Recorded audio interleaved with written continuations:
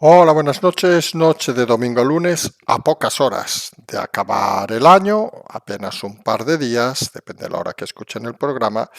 Hoy seguramente es de esos días que toca a veces reflexionar.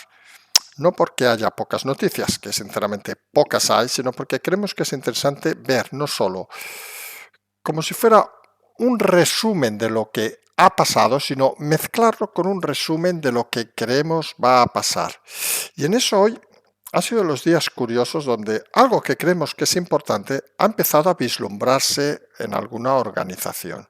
Y lo que hablamos es que hay alguien que ya empieza a pensar cómo debe ser España en la era post-Sánchez. Y curiosamente, esa reflexión viene desde Cataluña, viene desde un antiguo líder de los comuns, el señor Domènech, donde habla de que pide romper con el PSOE, no solo en Cataluña, sino que ya empieza a hablar de lo que va a suceder tras la época, tras este periodo de Sánchez. Una España sin Sánchez, una España post-Sánchez, donde se vaticina que igual que ha sucedido en otros países de Europa, puede ser el fin incluso del Partido Socialista y donde considera que grupos más a la izquierda, como puede ser Podemos, pues deberían colocarse en ese lugar más radical. Es un debate interesante.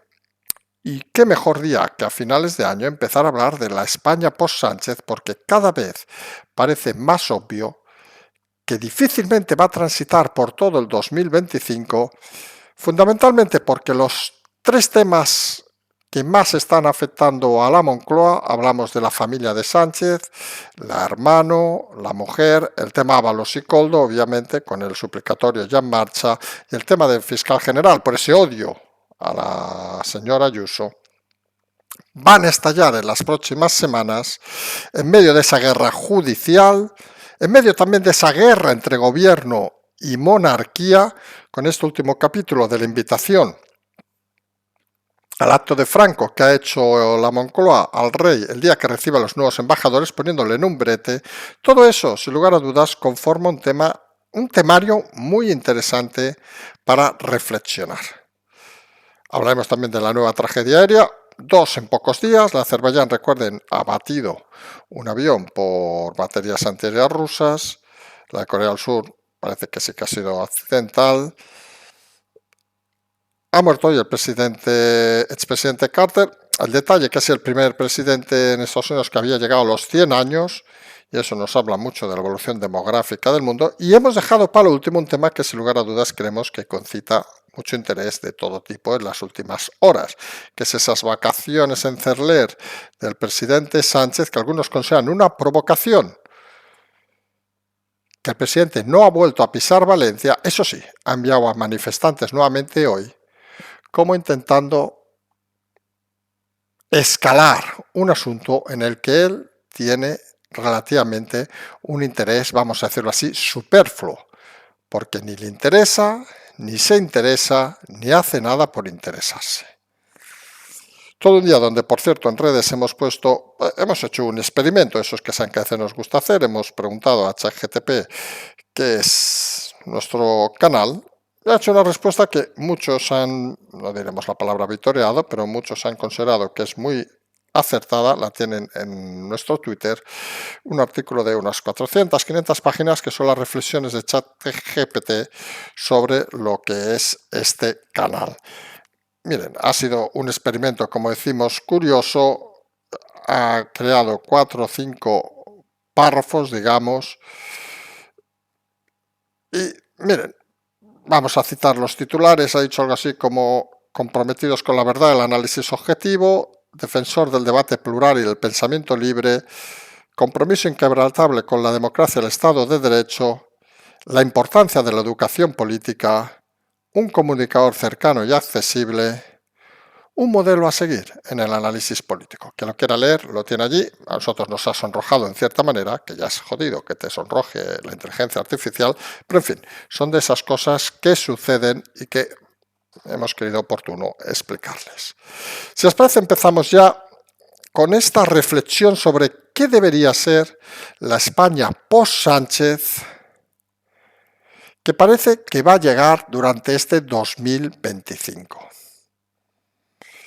La reflexión es una reflexión que hace días, semanas, que nosotros estamos dándole vueltas, que hemos en alguna ocasión plasmado con la reflexión de que el Partido Socialista se está prácticamente haciendo una simbiosis con el propio presidente, y donde acaba el presidente va a acabar el Partido Socialista. No tiene capacidad de respuesta, pero entendemos que en esta época post-Sánchez también deberían posicionarse obviamente los partidos de la oposición, que parece que están más pendientes de no lo que va a suceder después, sino de cómo llegar a eliminar a Sánchez.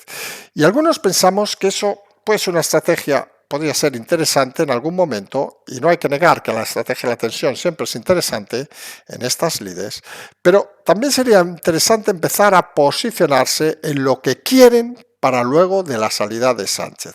Porque fíjense, lo que deben querer la oposición a la salida de Sánchez, a la época post-Sánchez, es lo que puede ilusionar a los ciudadanos. Claro, que nos expliquen todo el día las maldades de Sánchez, que las tiene, y todas esas historias en sus guerras judiciales, etcétera, etcétera, que luego vamos a reflexionar, pues hombre, está bien, pero genera ilusión. ¿Saben que es una palabra que hemos repetido en múltiples ocasiones en este canal? ¿Genera ilusión criticar exclusivamente al adversario? Hombre, genera un tipo de comunicación que para la realidad política algunos creemos que es corta.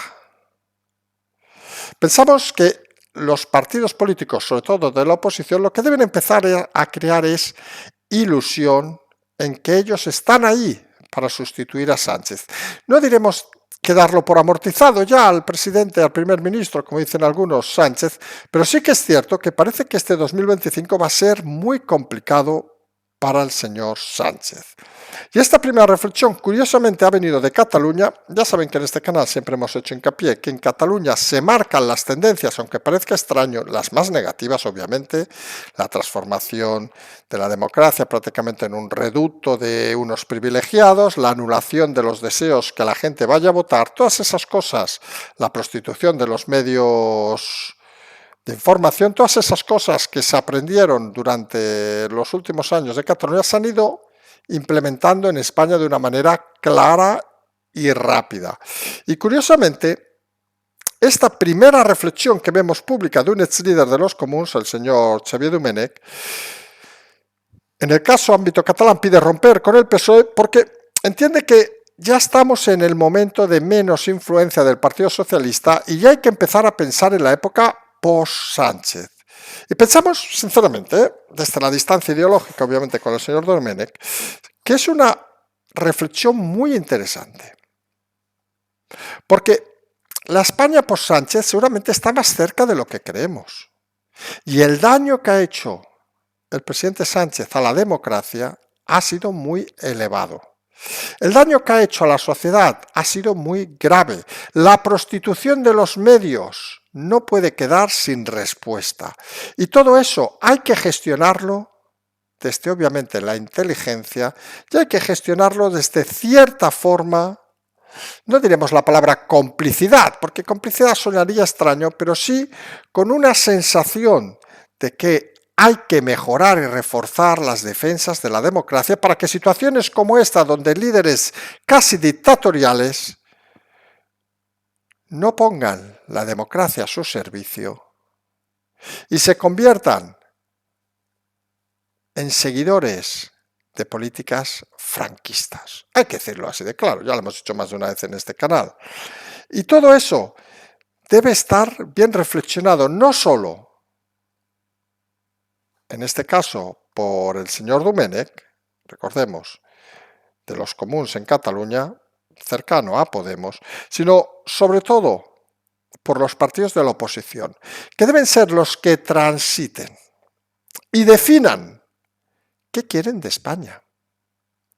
Porque hay una cosa que creemos algunos que es muy evidente, que lo que va a dejar Sánchez no puede ser una continuidad con lo que va a recoger, parece, el equipo de Feijóo.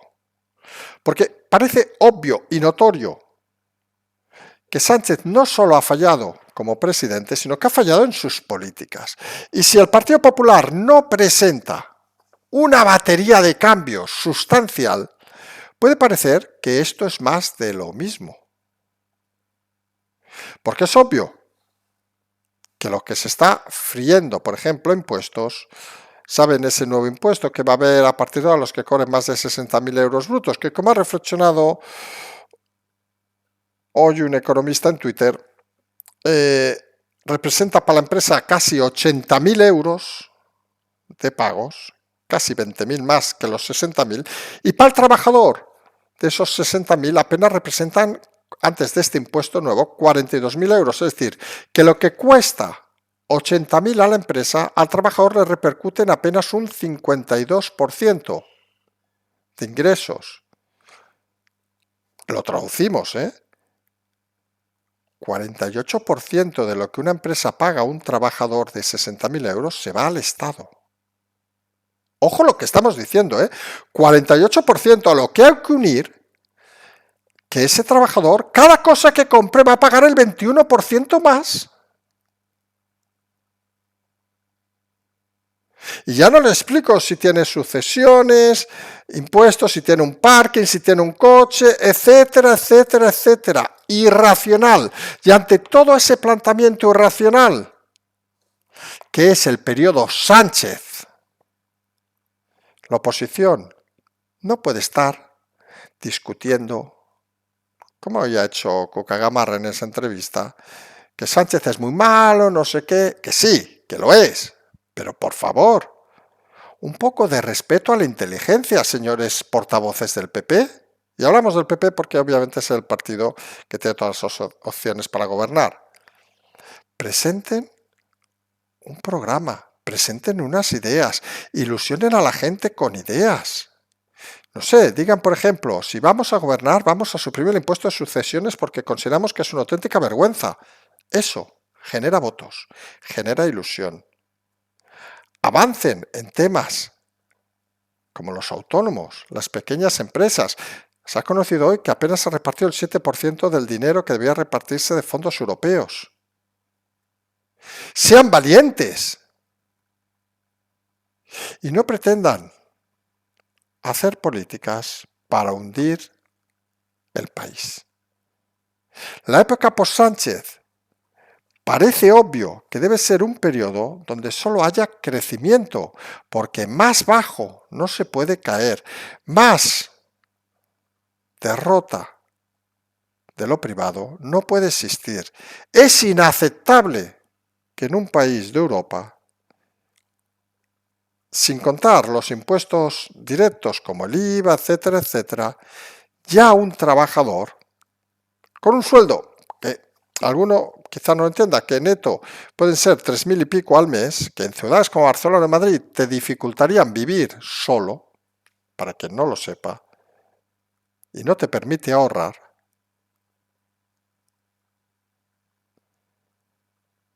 sea sableado por el gobierno con el 48% de lo que le paga el empresario, más, como decíamos, el 21%, más todos los impuestos indirectos que hay. Contra eso, deberíamos estar leyendo desde hace semanas por parte de la oposición programas titulares, noticias que llevaran al ánimo de la gente. Y nosotros decimos la impuesto de sucesiones, por decir algo que es muy claro, que en muchas comunidades ya está bonificado, que no existe en la mayoría de países de Europa y que serviría, obviamente, para que cierta parte de la población ilusionara con el mensaje de la oposición. Ya no les cuento, si dijeran además que hemos decidido que se haga retroactivo 5 años, yo qué sé, 10 años, porque consideramos que es una bestialidad sablear a la gente como se ha hecho hasta ahora. ¿Cuántos de ustedes levantarían la mano y dirían, eso es oposición? Porque eso además significaría hacer posicionar al gobierno diciendo no, que no son solidarios, no sé qué, pero seamos sinceros, ¿quién no hereda en este país? ¿Quién no hereda en este país? Y alguno dirá, coño, y perdón, por ser tan directo, eh, algunos que vienen de fuera, ¿vale? Pero ese que siempre hemos comentado, ese 5 o 10% que hace falta a la oposición para dar el salto final, no solo en encuestas, sino en la realidad, sería fácilmente asumible con medidas como esa, con medidas como apoyo a los autónomos, no palabras vacías, y no persecuciones donde parece que no toca que lo haya. Porque el 2025 encara la Moncloa con tres situaciones, vamos a decirlo, porque son más casos, pero vamos a llamarle tres situaciones muy complicadas. La primera, la familiar, donde la mujer, el hermano saben que declarará a principios de año, la mujer volverá a ser citada del presidente Sánchez y nuevamente será más imputada todavía. Recuerden que estamos hablando de condenas de cárcel, recuerden la cena de los idiotas, que por cierto alguien nos ha dicho que en algún medio han utilizado la expresión, pues felicidades, aquí saben que somos muy amables y muy simpáticos. El tema Ábalos Coldo, con el suplicatorio que hasta el 13 tiene el señor exministro y que ya veremos si viéndose la última situación decide hablar o no hablar, y con el tema del fiscal general que se acelerará en las próximas semanas. Ya explicábamos ayer que todos estos temas pueden llevar a una situación convulsa. Consideramos a finales de enero, principios de febrero, mediados de febrero, donde vamos a ver quién se posiciona todavía con el presidente Sánchez. Porque todo esto, que es claramente una guerra judicial, creo que nadie lo duda a estas alturas, pues es una guerra que no diremos aquello de la verdad y todo aquello, pero se lo pueden imaginar, que concita un interés cuanto menos muy claro, vamos a decirlo así, del estamento judicial en esa división de poderes y que parece que se está intentando apropiar en cierta manera el estamento político, hablamos de la oposición, que parece que está hablando todo el día de esto, que es importante hablar de ello, obviamente, pero donde no le compete.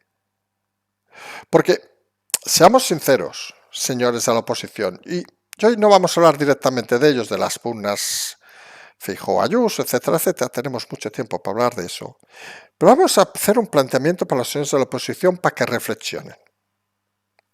¿Qué es mejor? Feijóo y sus asesores, los Elías, Tellado, Bendodo, Borjita, Cuquita. ¿Qué es mejor? Que alcancen el gobierno por los temas judiciales o que alcancen el gobierno porque han ilusionado a los votantes. Pues miren, les vamos a dar la respuesta rápida y sencilla. Si alcanzan el gobierno exclusivamente por los temas judiciales del presidente, cuando el presidente no esté, puede venir otro y volver a quitarles lo ganado. Vamos a poner un ejemplo de esos ahora a final de año, que saben que les gusta mucho. Eso es aquello como, ¿qué es mejor? Enamorar a una mujer, ya saben que nosotros en eso somos muy tradicionales. Si quieren poner un ejemplo con otras cosas, pues oiga, a un ella o a un ello o lo que sea, pero no, vamos a ser tradicionales. ¿Qué es mejor? ¿Enamorar a una mujer porque sí o enamorar a una mujer que le acaba de dejar otro? Está claro que la gracia es enamorar a una mujer por sí mismo, por tus encantos, lo que les dé la gana. La mujer aquí es el electorado. Y si tú enamoras a la mujer por los follones que tiene con otro, a lo mejor cuando ya no tenga al otro en mente, y hablamos de Sánchez, puede venir uno que la enamore por lo que es. Y tú solo habrás estado para sustituir al despechado.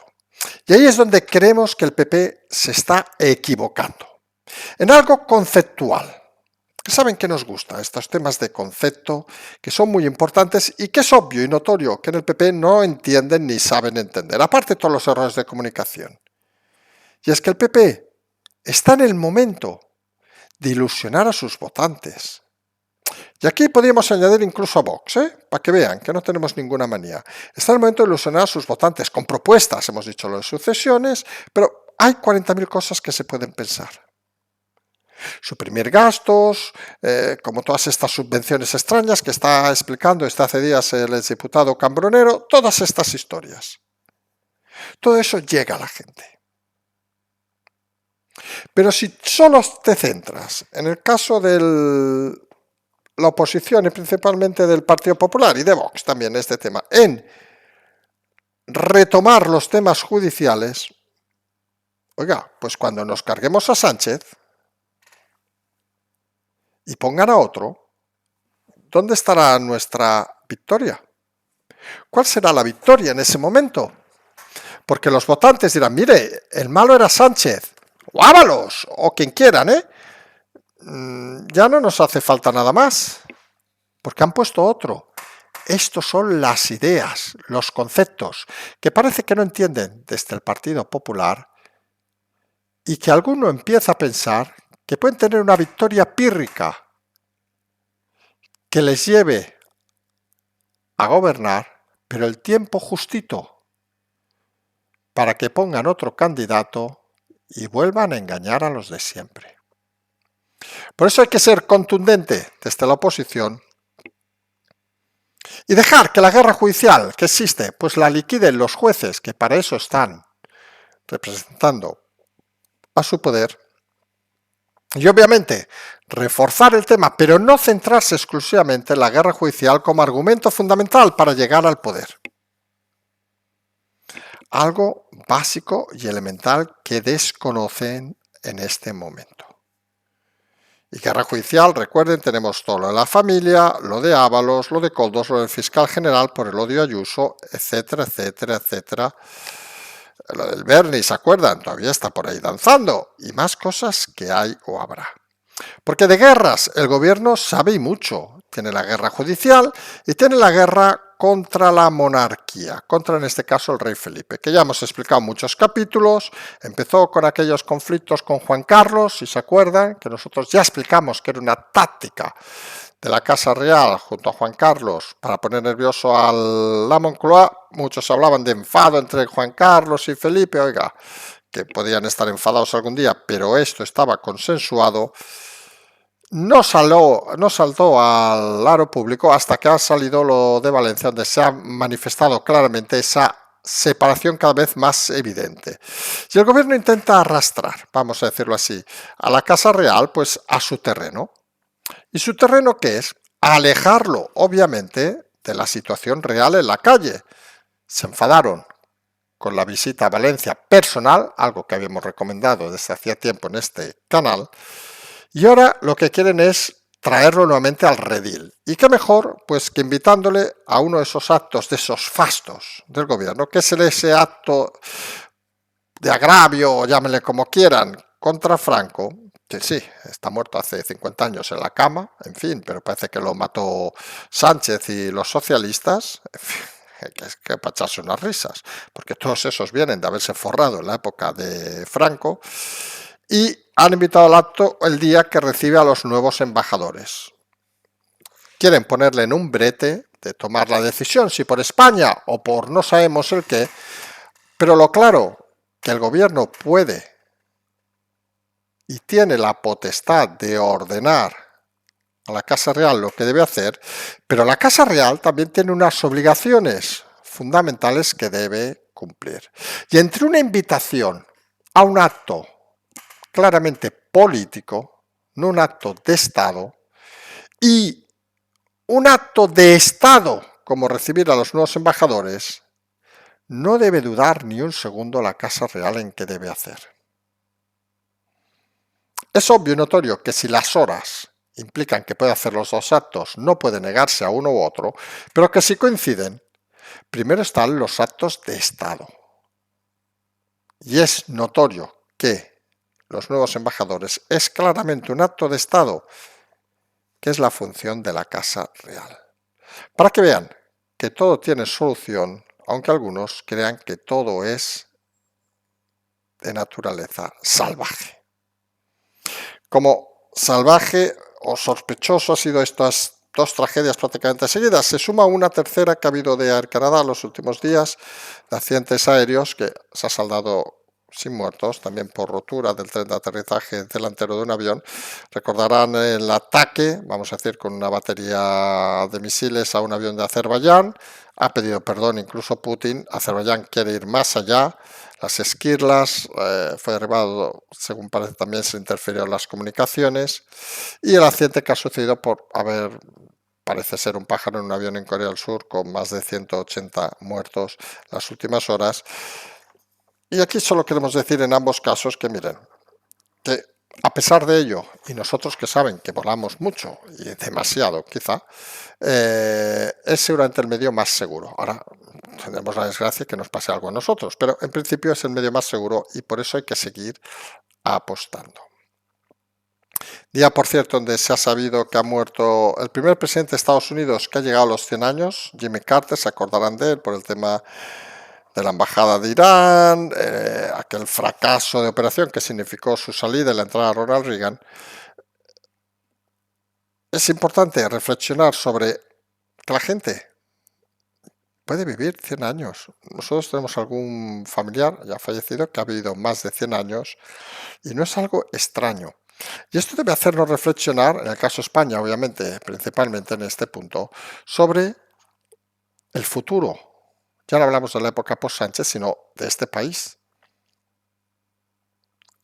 Te jubilas a los 65, no es una reflexión para estos días, obviamente. Son 35 años cobrando. Ya no hablo de quien se haya prejubilado.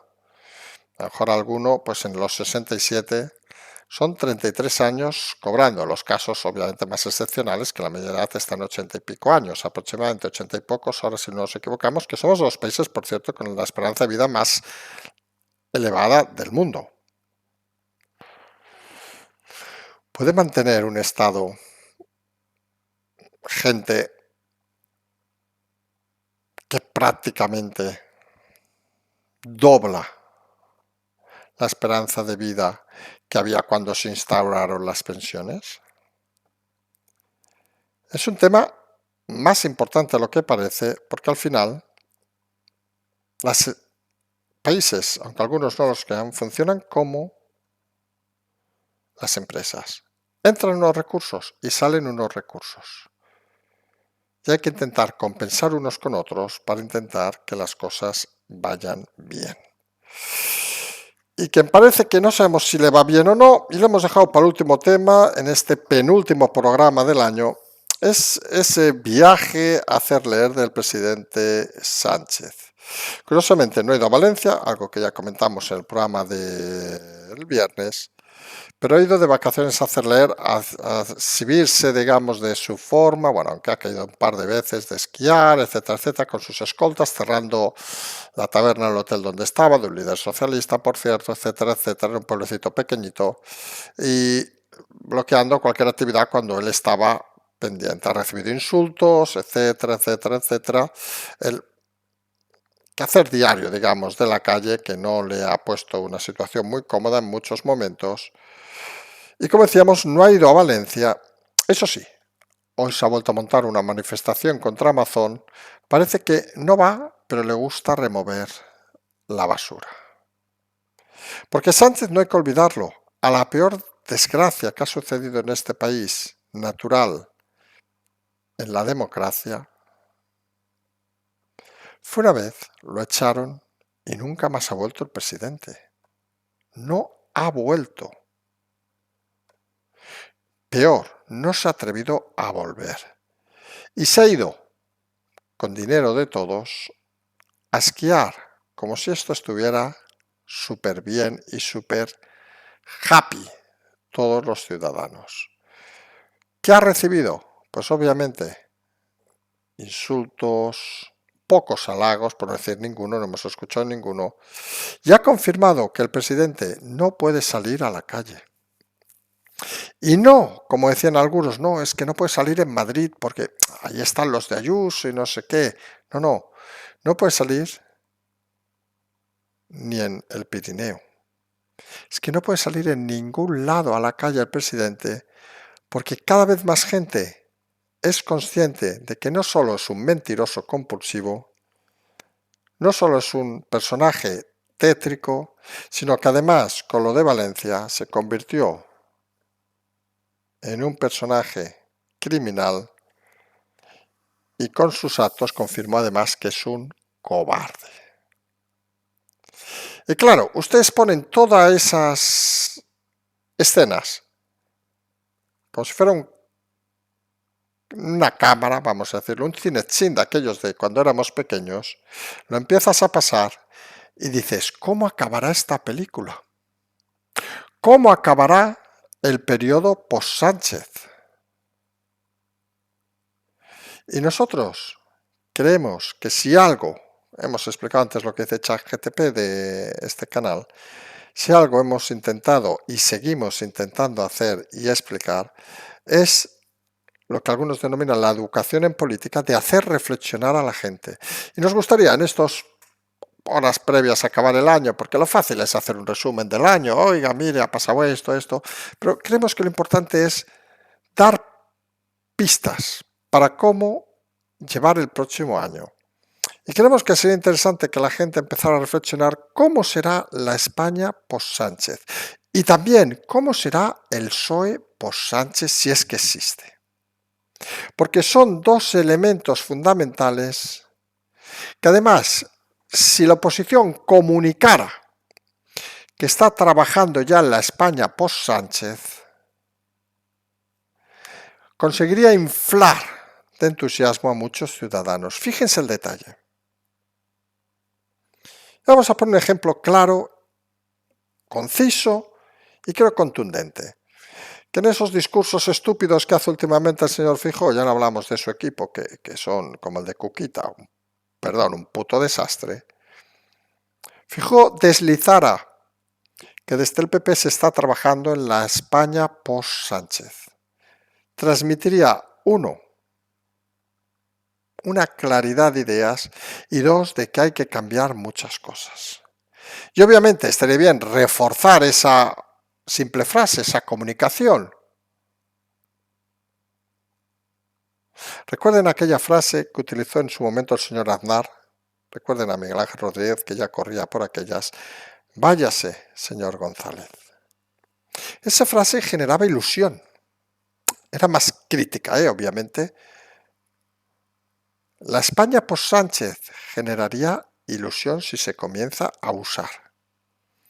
Porque explicaría que el Partido Popular, en este caso, incluso Vox, ya no están solo pendientes de los temas judiciales, que ya dan por descontado que van a avanzar de forma inexorable, sino que están apostando por una nueva manera de ver el país, por unas ideas, por unas políticas que pueden ilusionar a mucha gente.